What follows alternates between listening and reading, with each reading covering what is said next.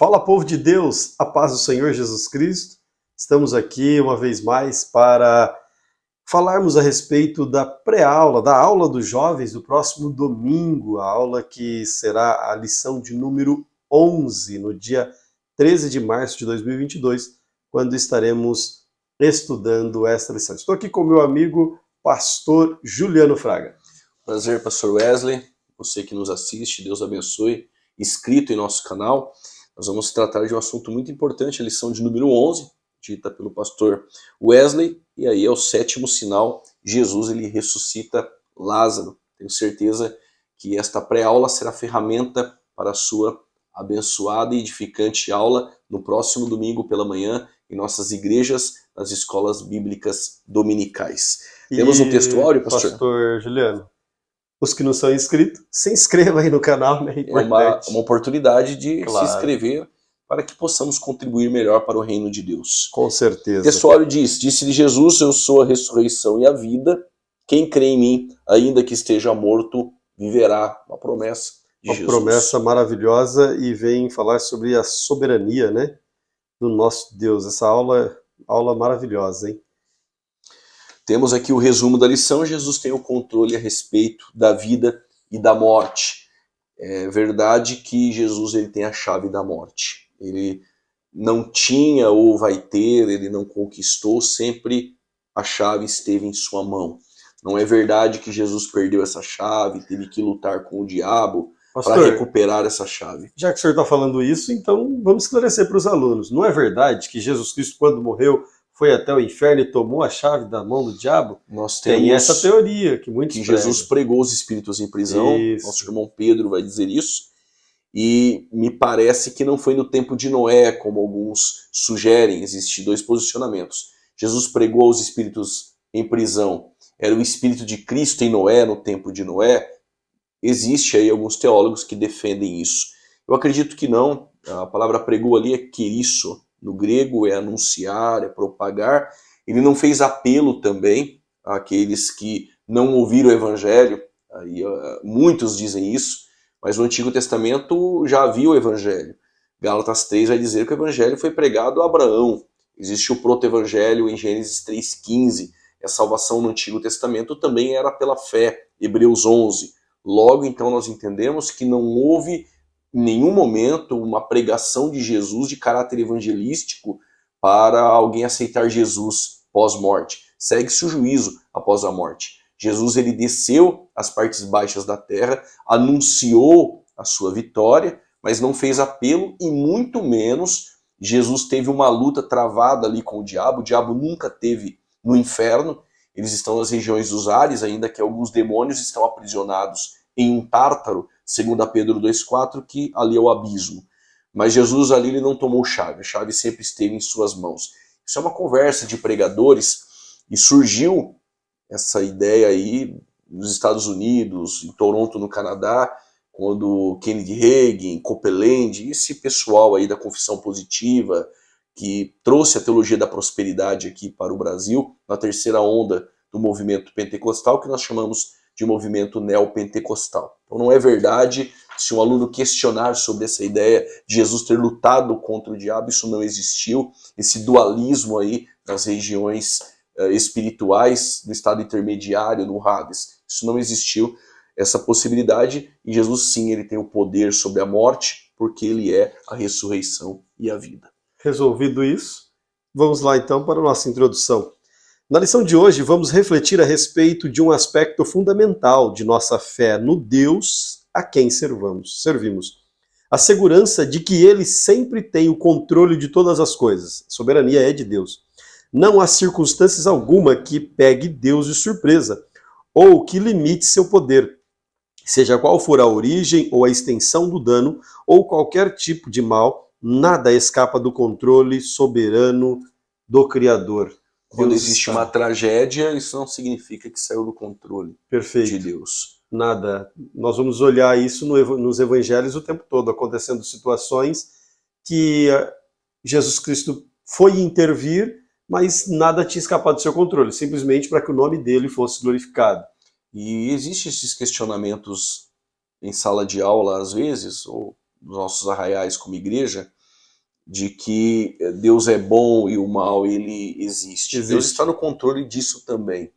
E Deus, para ser soberano, talvez aluno não vai perguntar isso, mas na questão calvinismo, arminianismo, existe uma ideia de perspectiva calvinista de que Deus, para ser soberano, ele tem que decretar todas as coisas, até mesmo o mal. A queda, o estupro, o assassinato, enfim. Deus não precisa decretar todas as coisas para ser soberano. Ele é soberano mesmo nas decisões dos homens, na escolha, nós chamamos de livre-arbítrio. Romanos 1 resolve. Porque Deus achou por bem criar criaturas livres, com escolhas, mas isso não tira a soberania de Deus. Deus continua sendo soberano. O homem, por conta do pecado, está entregue às suas próprias paixões. Então, o homem pratica os atos que pratica, independente do controle de Deus. Ele está ali e ele chama todos os homens para a salvação. Este homem que não aceita sai praticando estas coisas absurdas, essas práticas terríveis. E também o descontrole que hoje nós vemos na natureza é em relação à má utilização do solo, da própria natureza. Então, é uma reação contra Deus. As ações do próprio homem, né? Nós temos o mau uso da liberdade. Sim, exato. O mau uso da liberdade traz consequências. E Deus está no controle. E Deus está no controle. Sempre no controle de tudo. Os irmãos de José tentaram mal contra José, e José disse isso em Gênesis 50, 20. Os meus irmãos tentaram mal contra mim, mas Deus tornou o mal em bem. Deus usa até as más decisões dos homens para executar os seus grandes planos. Nada foge do controle de Deus. A aldeia em Betânia, em sua posição geográfica, era uma pequena aldeia, mas era um lugar onde Jesus se sentia bem. Jesus não procurou grandes lugares para se sentir bem. Deus precisa ser bem recebido.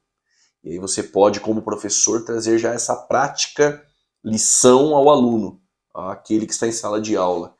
Betânia pode ser a nossa vida. Não precisa de grandes lugares. Jesus precisa se sentir bem quando convidado a estar em Betânia. Jesus esteve ali em 2 ocasiões, o texto aqui vai dizer. Além disso, o professor até coloca um exemplo interessante. Quando nós vamos para grandes centros, vamos fazer uma viagem, às vezes, algumas pessoas preferem as cidades próximas, um lugar mais tranquilo ou os bairros mais tranquilos para estar do que o grande movimento. Então, Betânia, além de ter amigos ali, que Jesus Cristo sempre era bem recebido, além de tudo, ele não estava bem no foco. 3 quilômetros, 2,7 km de Jerusalém, não estava no ponte ali da movimentação, ele estaria num lugar mais sossegado. Então, essa posição estrategicamente interessante para o ministério de Jesus, também para ele seguir o que ele tinha de fazer. E para o nosso ministério também, né, pastor Wesley? Quem trabalha muito para o reino, ou na denominação a qual ele ali serve a Deus, tem momentos que nós precisamos deste lugar mais afastado. Sim, concordo. Um descanso, né? Isso é necessário. Fundamental. Estrategicamente escondido esse lugar, né? No tópico. Nem tanto escondido, também nem tanto afastado, né? Jesus Cristo, o professor coloca essa questão da distância, só para você se situar geograficamente aí, que Jesus Cristo escolheu este lugar para não ficar literalmente no meio do movimento. Mas é só uma introdução aí, ele está fugindo da agitação. Então, ele quer ficar mesmo num lugar onde ele tem acesso rápido, mas também, se precisar, não que Jesus fugia, mas não era chegada a hora dele. Então ele tinha um lugar distante ali para... Alguns momentos na Judéia queriam matar, isso. Outros momentos a multidão. Exato. E aí Jesus ele sempre procurava um lugar onde ele se sentia bem. Se contar que ele era muito bem recebido, né? Muito bem recebido por Lázaro e Maria, recebia ele sempre muito bem. A Bíblia diz que Maria gostava de sentar-se aos pés dele para ouvir. Então, era um lugar onde ele era bem recebido. Então, vamos lá para o segundo tópico, o milagre de Jesus. A gente nem falou do texto bíblico. Vai ser falado assim. Né? O texto bíblico que está muito dentro da lição, o capítulo 11 inteiro. É importante que você leia, porque o professor ele vai pular aqui alguns versículos para não ficar o capítulo 11 tem aí 57 versículos. Imagina você ler na lição ali 57 versículos. Então, ele coloca aqui os principais. Mas a ressurreição, o milagre da ressurreição, para a glória de Deus. Pastor Juliano, antes de nós adentrarmos aqui, especificamente no milagre, quando nós lemos o texto completo de João, nós vamos encontrar Jesus Cristo dizendo aqui que Lázaro não está morto, que ele dorme. E nós temos um problema. Versículo 11, tendo dito isso, acrescentou, o nosso amigo adormeceu. E algumas seitas, heresias,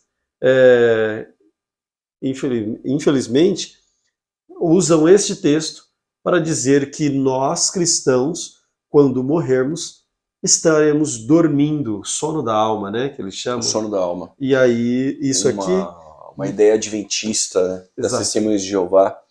O sono da alma é a ideia de que pós-morte a alma está dormindo. E aí, culturalmente, algumas pessoas dizem, foi descansar, e aí surge esse pensamento. Então a alma, ela dorme, e também 1 Tessalonicenses capítulo 4, versos 13, o Paulo diz assim, não quero, irmãos, que sejais ignorantes acerca dos que dormem. O que dorme é o corpo. O Paulo e Jesus usam o eufemismo.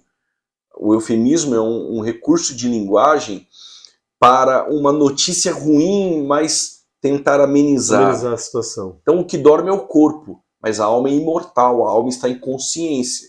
Se você, professor, for indagado em sala de aula, você pode usar textos, por exemplo, como Lucas, capítulo de número 16, a partir do verso 19, que não é uma parábola ali, mas que fosse, Jesus ele está dizendo que aquele rico, ele lembrava, porque Abraão disse, lembra-te dos bens que tiveram. Depois o próprio rico vai falar assim, eu tenho 5 irmãos, como ele sabe. Sim. Então a consciência após a morte, o próprio Paulo diz, eu tenho o desejo de partir e estar com o Senhor. E no próprio texto, quando os discípulos não compreendem, logo no versículo 14, Jesus vem e diz claramente, então Jesus lhes disse claramente, Lázaro morreu. E também existe uma outra situação aqui, pregador famosíssimo, inclusive eu tenho um livro dele aqui.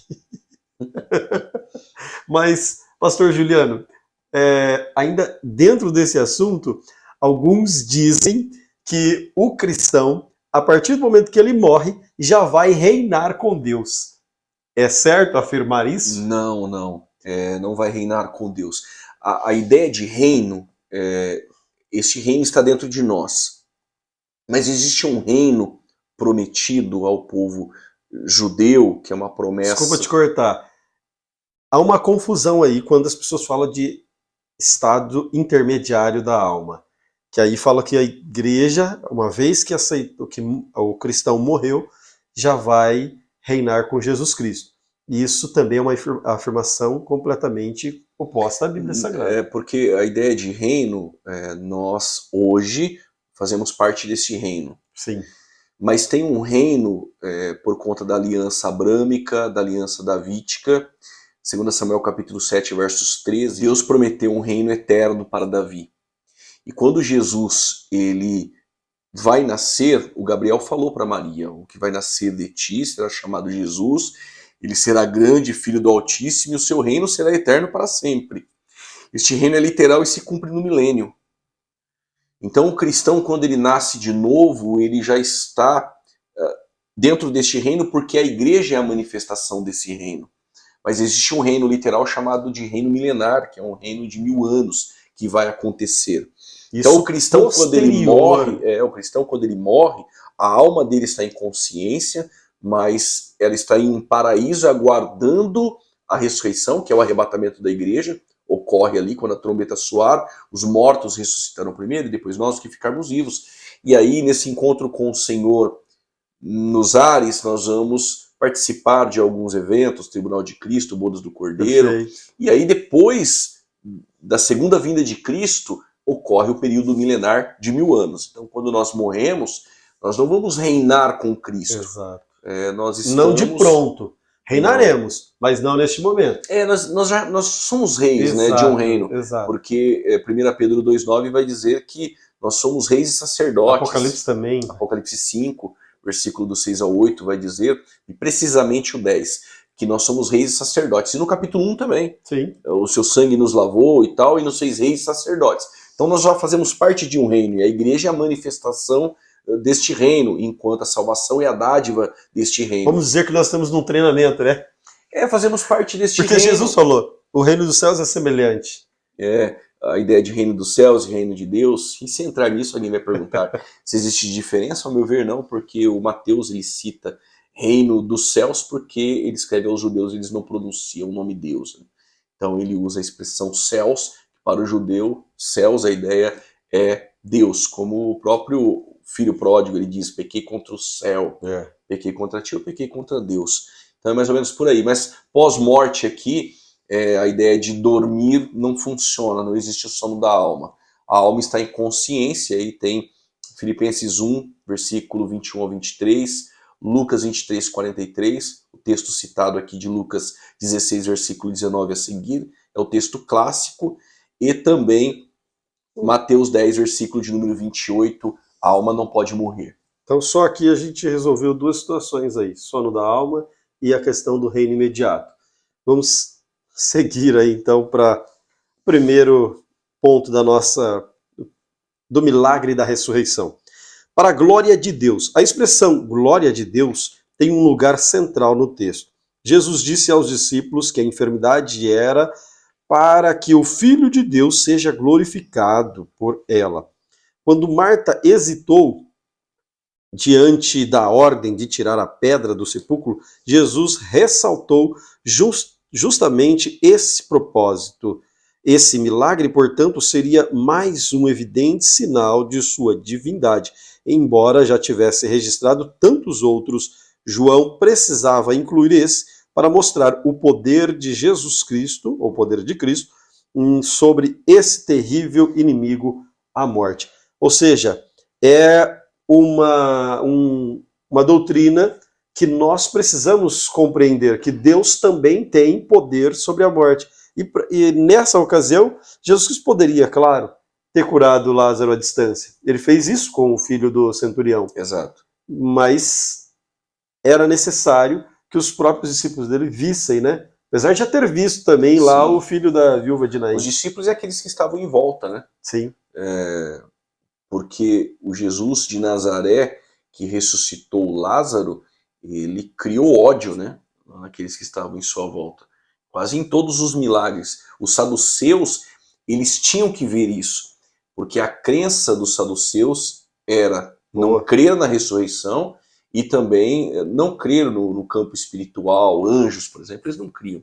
Quando Jesus ressuscita Lázaro, para os saduceus, era um golpe frontal em suas doutrinas. A base dele principal era foi um colapso, não dos saduceus foi um colapso esse milagre. Que também Jesus aqui para a glória de Deus, que é o foco, né? A glória de Deus.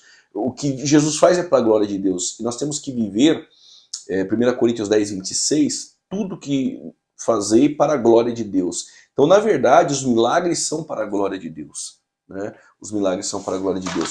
E neste milagre, Jesus mais uma vez atesta a sua divindade, como nos outros 6 que nós estudamos, né, pastor Wesley? Exato. Muito bem. Vamos lá, então. Tópico 2. Subtópico 2, defunto ou Lázaro?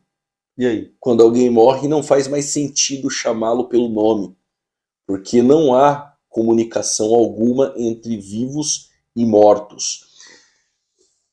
Deus, ele sempre proibiu tal prática. Claro.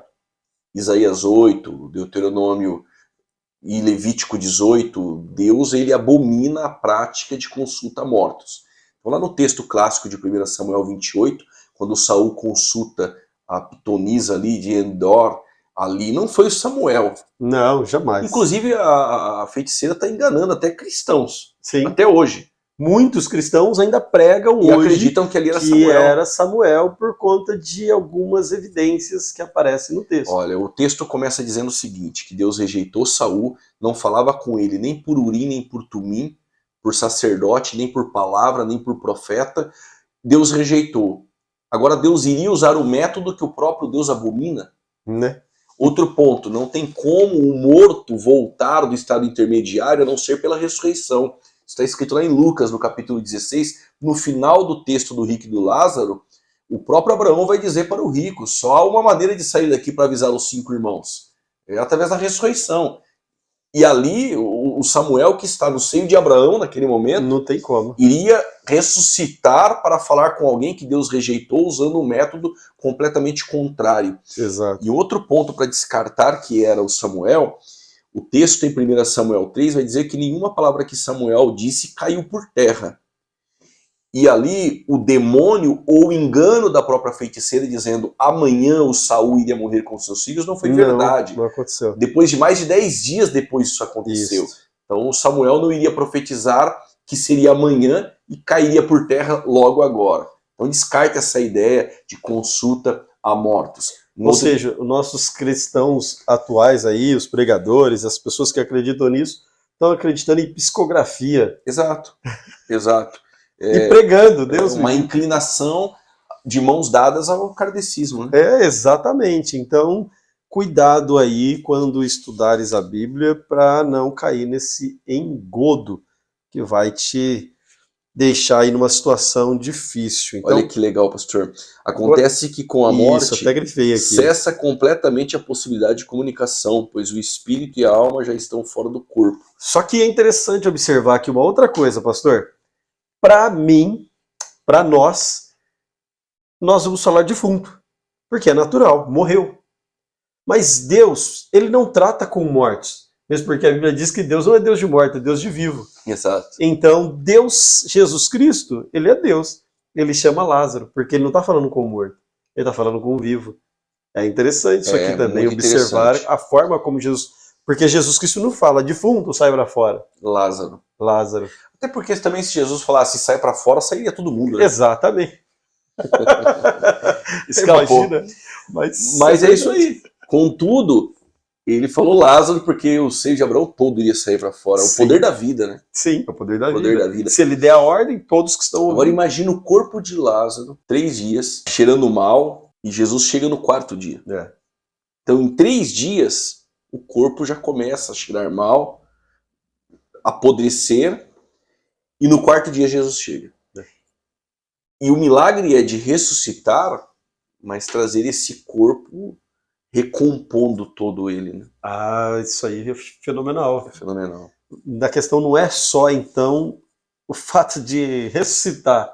É restituir, restaurar, recompor todas as matérias que já estavam em decomposição. Imagina, os órgãos internos já estavam praticamente putrificados. E eu vou dar essa daqui para o professor. Quando o Lázaro ressuscita, ele lembra o cristão que está morto espiritualmente e voltando à vida. E ele sai com faixas em volta. Sim. E tem que desatar essas faixas. É verdade. É exatamente a forma como a gente nasce de novo. Estávamos mortos em delitos e em pecados, mas somos vivificados pela palavra de Jesus. E vivificados pela palavra de Jesus, nós temos que tirar todas essas faixas que nos prende, essas faixas da vida velha. E depois do capítulo 11, no capítulo 12 de João, Jesus está na mesa ceando com Lázaro. Sim. É o que vai acontecer quando a igreja for arrebatada. Os mortos irão ressuscitar e depois estarão à mesa com Jesus. Olha aí. É uma bênção, né? Anota isso aí. E é tão interessante, o professor até coloca um outro exemplo aqui, de Lucas 7,14, quando Jesus Cristo vai ressuscitar o filho da viúva de Naim, mais uma vez, ele não chama defunto, ele, jovem, eu te digo, levanta-te. Jesus Cristo está sempre tratando com vivos. Nos evangelhos tem algumas ressurreições. No ministério de Jesus, de 33 anos, possivelmente, não quero entrar em pormenores aí, se eram 33 mesmo, parece que a ideia de Lucas é aproximadamente.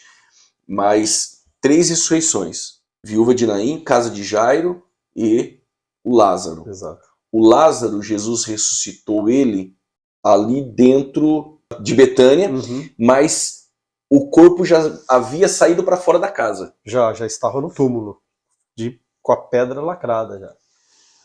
O da viúva de Naim ainda não havia saído para fora da cidade. Não, estava no caixão, a caminho. E da filha de Jairo era dentro de casa. Dentro de casa. Para a glória de Deus, há milagres que Jesus não vai permitir que nem saia de dentro da sua casa. Boa. Alguns podem sair para os vizinhos. Alguns parece que vai sair até para fora da cidade. Jesus resolve todos. Não existe limitação. Não. Mas para a glória dele, ele sabe o momento certo. Perfeito. Não é à toa que ele espera ali ainda alguns dias antes de ir até a casa de Maria e Marta. Exato. Naquele momento. A ressurreição no presente. Marta demonstrou profundo conhecimento teológico em sua conversa com Jesus. Falou claramente da ressurreição do último dia, versículo 24. Além de ter confessado sua fé em Cristo, Filho de Deus, que havia de vir ao mundo, versículo 27. Mas não demonstrou crer que ele poderia operar o milagre na ressurreição no presente.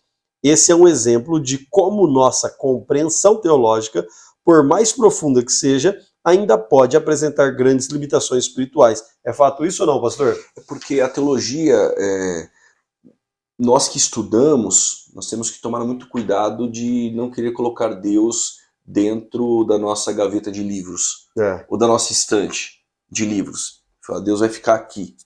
Então, o nosso conhecimento teológico ele é muito bom, mas Deus ele é fora da curva. A gente quer encaixar ele dentro daquilo que nós compreendemos. E Deus ele foge no milagre da nossa compreensão humana. Perfeito. E a irmã de Lázaro dizia assim, olha, eu sei, ele vai ressuscitar no último dia. Porque a crença vão ressuscitar no último dia. O judeu tinha essa perspectiva da ressurreição no último dia. Sim. E isso faz com que nós queremos abrir um pouco mão do milagre no presente. Exato. É um perigo as pessoas estudar muito ao ponto de não crer mais em milagres, entrar em um cessacionismo. Isso. Deus não pode resolver ou fazer o milagre no presente, apesar que o cessacionismo, ele não quer ser desonesto e criar espantalhos aqui. O cessacionismo crê que Deus pode fazer milagre. Ele não crê que uma pessoa pode ter o dom para cura, por exemplo. Exato. Só que não há um texto bíblico que diz que os milagres cessaram. Exato. E eu vejo alguns calvinistas aí, cessacionistas, se debatendo em Hebreus 2, em 1 Coríntios 13, não resolve. Esses textos não cessaram os dons com esses versículos aí. Não. Mas isso é importante. O nosso conhecimento teológico ele é muito bom, mas nós não podemos abrir mão da oração, do milagre e que Jesus pode resolver. É exatamente como o professor conclui aqui. Conhecimento teológico é importante, mas sem quebrantamento não alcança o coração de Deus. Exato. As nossas orações muito teológicas, isso não move Deus. E Maria fez isso porque a Bíblia diz que no momento que Jesus Cristo chega, ela está aos pés de Jesus chorando. Isso comoveu Jesus ao ponto que ele também chorou. E para seguir a linha de raciocínio do professor aqui, ela alcança esse quebrantamento porque ela se dedicava tempo nos pés do Senhor. Exato. E aí eu vou usar a frase que você falou ontem. O estudo, só para você entender, o pastor Juliano e eu estávamos conversando a respeito da importância da oração e do estudo. E o pastor Juliano usou a seguinte expressão: para saber qual a importância de um e de outro, pergunte ao pombo qual asa é mais importante. Um teólogo disse, a pregação ela é importante, mas a leitura, os livros, o conhecimento ou a oração? Pergunte para o pássaro qual a asa mais importante. As duas. Tem que caminhar junto aí. Tem que caminhar, tem que ter quebrantamento, tem que ter essa comunhão com Deus, ficar aos pés de Jesus. E Glória aí a Deus. segue. Muito bem, então a ressurreição de Lázaro demonstrou exatamente o essencial, o poder de Deus sobre todas as coisas, também algo que é crucial, é fundamental para a fé cristã, que Jesus Cristo tem um poder sobre todas as coisas, inclusive da própria morte. Nós temos que nos preocupar. Eu, por vezes, ouço pessoas orando no culto. A sua oração, ela pode ter um nível teológico exacerbado. Se não tiver a pessoa na sua oração, ela não funciona. E essa pessoa é o intercessor. Eu ouço, às vezes, orações que nem mencionam Jesus. Né? São palavras difíceis, mas não tem o nome de Jesus. E se não tiver o nome de Jesus, não resolve. Porque é através do nome de Jesus. Se nós temos ousadia para chegar a Deus hoje, É nós por aí. dependemos de um por aí. sumo sacerdote que Hebreus intercede. deixou isso muito claro. Hebreus 10. E é Sobre- Jesus. Não tem como, acesso nenhum. Não tem conhecimento, não há profundidade de palavras que acesse a presença de Deus se não for por Cristo. Exato. A soberania de Deus, acaso o propósito? Ah, Deus tem domínio sobre todas as coisas. Jamais, né? Acaso? Deus é pego de surpresa em alguma coisa? Não. Jamais, jamais. Deus, quando nós observamos a Escritura, diz assim: o estudo das Escrituras nos faz entender que Deus não faz nada por acaso. Nada, nada mesmo. Sempre tem um propósito perfeito em todas as coisas. Aí alguém pode cair nessa questão, né? Do Yin Yang, que também é outra filosofia perigosa aí, que vai dizer que todo mal precisa de um tanto de bem e o bem precisa de um tanto de mal para se conversar. E aí coloca isso para Deus, também completamente oposto. Não é isso. Certa vez eu estava no Balão de Timbó, aqui em Campinas, para você que é de fora da região de Campinas, tem uma praça chamada Balão do Timbó. E uma pessoa me perguntou: você acredita que Deus existe e que ele está no controle de tudo? Eu falei: sim. Aí a pergunta dele era justamente essa: se Deus existe, por que acontece todas essas coisas ruins no mundo? Nós já falamos sobre isso lá no início da aula, que Deus está no controle de todas as coisas. No entanto, o homem pratica as atrocidades que pratica por conta do pecado. No pecado, Deus criou tudo perfeito. As criaturas foram criadas limitadamente livres e o mau uso da liberdade fez com que o mal entrasse no mundo. E o pecado veio depois. E aí agora nós estamos vivendo aí em tempos difíceis por conta disso. Mas aí tudo alguém que Deus fala: cria mas perfeito. essas catástrofes naturais? Também. Tudo está sob o controle de Deus. Resposta da própria terra. A Bíblia diz para nós sujeitarmos a terra, né? Lá em Gênesis, quando Deus criou, Deus manda o homem arar, cuidar, dominar, mas também respeitar a terra. Uma vez que o homem não respeita, a terra responde. E a terra por si só foi afetada também pelo pecado. Também. Se tornou maldita. Exato. Terra, maldição e espinhos e abrolhos. Então, todos os fatores de catástrofes naturais que acontecem também a afetação aí pelo pecado. Mas, seguindo aqui, sempre tem um propósito perfeito de todas as coisas. Mesmo o homem deixando os seus caminhos, eu gosto disso aqui, ele busca atraí-lo através de seus atos soberanos. Mas Deus busca atrair, Deus não obriga, cabendo a nós responder esse chamado. Para nós não cairmos aqui no conceito de que Deus viola a liberdade humana. Como alguns pregam. Exato, e pregam que Deus, de forma irresistível, vai trazer o homem para a salvação. Então Deus não vai violar essa liberdade porque Deus concebeu. Perfeito. Um Deus soberano criou o ser humano assim. Exato. Todas as criaturas, né? O professor colocou muito bem aqui. Deus busca atraí-lo pelos seus atos soberanos, mas cabe a nós responder ou não. Então o homem tem essa liberdade de sim ou de não. Sim. Deus não viola. Exato. Tem um texto no Novo Testamento. Atos 7:51 diz que os homens resistiram ao Espírito. Na pregação de Estevão. Perfeito. É isso. E também o próprio escritor aos Hebreus diz: se Deus falar no seu coração, não resista. Ou seja, exato. É possível você resistir. É possível resistir. Isso é importante. Resistir. Então Deus, para ser soberano, ele não precisa violar. Não, jamais. Mesmo nos atos dos homens, Deus é soberano em tudo. Claro, com certeza. Glória Então, a Deus. Deus está soberano sobre todas as coisas. Ele quer que todos venham à salvação, mas não viola. Não viola. Cabe a cada um de nós decidirmos o que nós queremos. Glória a Deus.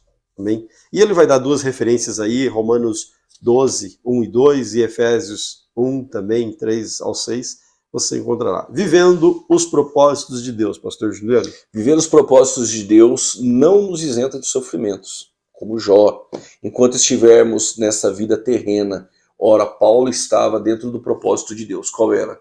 Pregar o evangelho aos gentios. E dentro do propósito, Paulo teve fartura, necessidade. Paulo ele foi apedrejado, perseguido, preso. Segundo a tradição, morreu martirizado. Em 2 Coríntios, ele diz que apanhou por 3 vezes, tomou chibatadas, coisas que Não poderia, né? Apesar deles usarem de estratégia. Verdade. E estava dentro do propósito. Estava dentro do propósito. Estar dentro do propósito não é estar isento de sofrer. Jesus, dentro do propósito, levado ao deserto pelo Espírito Santo, Exato. teve fome. E foi tentado. E foi tentado. Então o propósito não anula os intempéries da vida. Se o amarmos, tudo contribuirá para o nosso bem. Perfeito. Lázaro, amigo de Jesus, estava enfermo. É possível ser amigo de Jesus e estar enfermo. Claro, com certeza. E é possível ser amigo de Jesus, consultar Jesus, pedir socorro por Jesus e não vir imediato. Como aconteceu ali. Maria e Marta mandam chamar. Jesus não vem de imediato. Mas essa enfermidade tinha um propósito. Exato. Todas as coisas têm um propósito. E quando ocorre dentro do propósito, é para a glória de Deus. Se não for para a glória de Deus, não é dentro do propósito. Perfeito. O soberano intervém em várias questões, acalmando a tempestade. Intervém. Deus... Curando o paralítico, dando Sim. vista ao cego, ele intervém. Então, dá para o professor buscar o deísmo, né? O deísmo é a premissa de que existe um Deus, eles não negam a Deus, mas que este Deus ele criou e deixou as coisas sendo resolvidas pelas leis naturais. Não, Deus intervem. Perfeito. Ele é Deus o intervém teísmo, na história. né? Deísmo cria assim. Deísmo e o teísmo, né? O teísmo que vem de Theos, Deus, que é o que Deus cuida e tem crê em propósito. Deus e todas que as Deus coisas. intervém. O deísmo crê que Deus existe, mas que criou e deixou as deixou coisas lá. aí, as leis naturais. Nós Aqui temos um não. Deus que intervém. Perfeito. Aqui, por exemplo, nós vamos ver o professor colocando aqui, e permita-me ler aqui, pastor Juliano. Olha só. Com Lázaro morto e sepultado havia 4 dias, não se via a possibilidade de qualquer intervenção de Jesus para reverter o quadro. Porque há situações que a pessoa vai falar, poxa vida, já era. Não tem mais jeito, né? E não existe mais solução. E nem aquele conceito do espírito ficar rodando em volta do corpo. Não, porque já tinha passado o prazo. Porque tinha a crença de que 3 dias o espírito poderia voltar. E Jesus chega no quarto. Então é 4 para não ter problema. Para que a glória seja dele mesmo. Exatamente. Então a ideia é, quando esgotar as possibilidades humanas, ele intervém para que a glória seja dele. Pronto.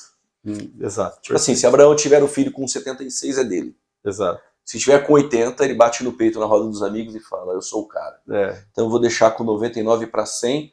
Aí o Paulo vai escrever que o Abraão já estava amortecido. Aí Deus intervém para que a glória seja dele. Fantástico. Isso é o maior milagre que existe, um dos maiores milagres que existe na Bíblia. Tanto se olhar pelo aspecto masculino quanto feminino, que não tinha mais perspectiva alguma. Mas o milagre foi tão tremendo, porque ele teve um filho com 100 anos, e quando Sara morre, depois ele se casa com Ketura e vai ter Puá, Medan, Midian, Isbaque. O milagre Deus foi completo completamente pleno. na vida dele.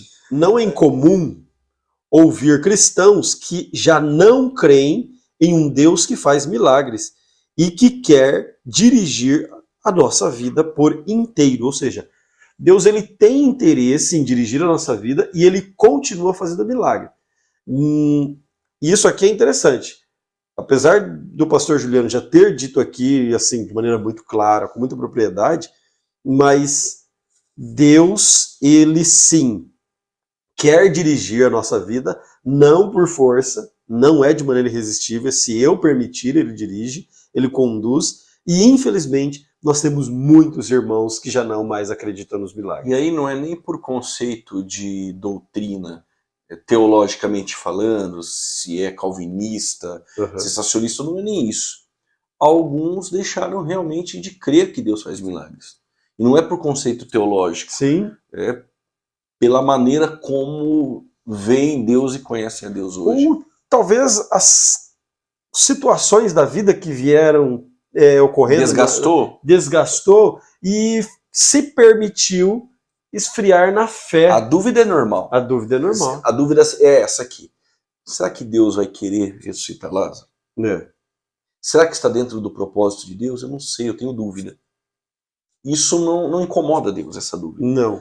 Agora, a diferença da incredulidade para a dúvida é diferente. A incredulidade é você dizer que Deus não pode resolver. Perfeito, perfeito. Aí é a incredulidade. Exato. E muitos vivem desgastados, como bem o senhor colocou.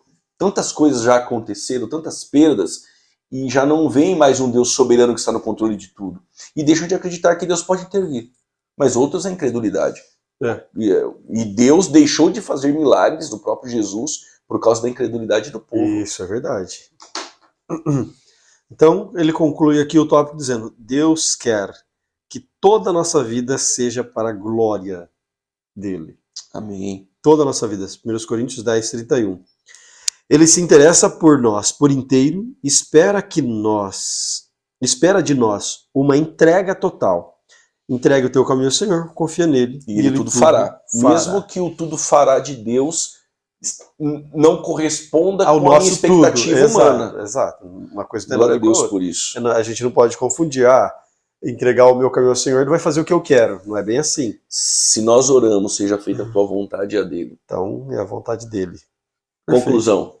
A ressurreição de Lázaro foi uma clara oportunidade de Jesus revelar aos judeus o seu poder sobre a morte. E eu não entrei muito nessa questão de Jesus vencendo a morte, porque na próxima lição, aguarde. Jesus vence a morte. Vamos deixar tudo para lá. Estava próximo o dia da consumação do seu ministério terreno, com a sua morte e triunfo pessoal sobre esse terrível inimigo, que é o último a ser vencido, a fim de que agora nós também tenhamos nele a vida eterna. A morte não nos poderá deter, temos a vitória assegurada por Cristo Jesus. Ainda que esteja morto, viverá. Perfeito. Amém. A morte é um passaporte para a vitória.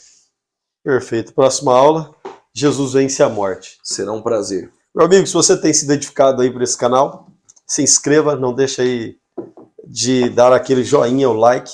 No canal do pastor Juliano Fraga também, será uma bênção.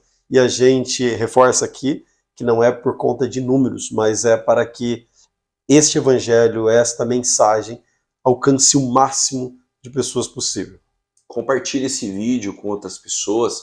Depois da sua aula, se você quiser antes, mas talvez depois, compartilhe com os alunos, para enriquecer também o conhecimento dos seus alunos. Se inscreva, solicite as notificações para quando chegar o vídeo, avisá-lo de que tem mais aí conteúdo e ferramentas para dar condições para você exercer o seu ministério aí onde você está. Foi um prazer, Deus te abençoe e até a próxima aula. Deus te abençoe.